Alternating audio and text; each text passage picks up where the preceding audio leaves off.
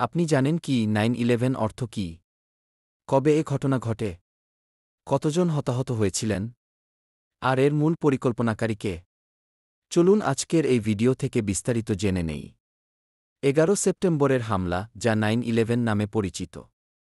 যেহেতু সেপ্টেম্বরের 11 তারিখ হামলা হয় তাই একে 9/11 বলা হয়। 2001 সালের 11 সেপ্টেম্বর সকালে যুক্তরাষ্ট্রে আল কায়েদার দ্বারা সমন্বিত 4টি আত্মঘাতী হামলার একটি সিরিজ ছিল এটি। 2টি উড়োজাহাজ আঘাত হানে নিউইয়র্কের ওয়ার্ল্ড ট্রেড সেন্টার বা টুইন টাওয়ারে। তৃতীয় উড়োজাহাজটি আক্রমণ করে পেন্টাগনে। আর চতুর্থ বিমানটি পেনসিলভানিয়ায়। এই হামলায় মোট 2997 জন নিহত হয়, 6,000-এর বেশি মানুষ আহত হয় এবং $10 বিলিয়ন বেশি মূল্যবান সম্পদ ও অবকাঠামো ধ্বংস হয়। 11 সেপ্টেম্বর হামলার পরিকল্পনা ছিল আল কায়েদার। হামলার প্রধান পরিকল্পনাকারী হিসেবে আল কায়েদার নেতা ওসামা বিন লাদেনকে চিহ্নিত করা হয়, তবে অপারেশনাল পরিকল্পনাকারী ছিলেন খালিদ শেখ মোহাম্মদ। মোহাম্মদ মার্কিন যুক্তরাষ্ট্রে হামলা করার জন্য বিমানের হাইজ্যাকিংয়ের কৌশল প্রবর্তন করেন এবং আল কায়েদা হামলাটি সম্পন্ন করার জন্য প্রয়োজনীয় কর্মী, অর্থ ও লজিস্টিক সহায়তা প্রদান করে। হামলার নেতৃত্বের জন্য মোহাম্মদ আত্তাকে নির্বাচিত করা হয়েছিল।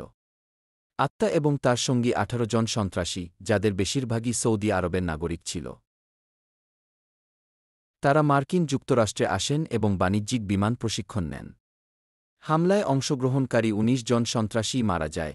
ওসামা বিন লাদেন 2011 সালে মার্কিন বাহিনীর হাতে নিহত হন এবং খালিদ শেখ মোহাম্মদ 2003 সালে গ্রেপ্তার হন।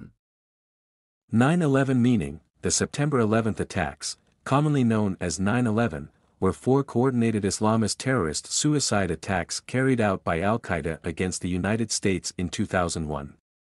On that morning, 19 terrorists hijacked four commercial airliners scheduled to travel from the East Coast to California.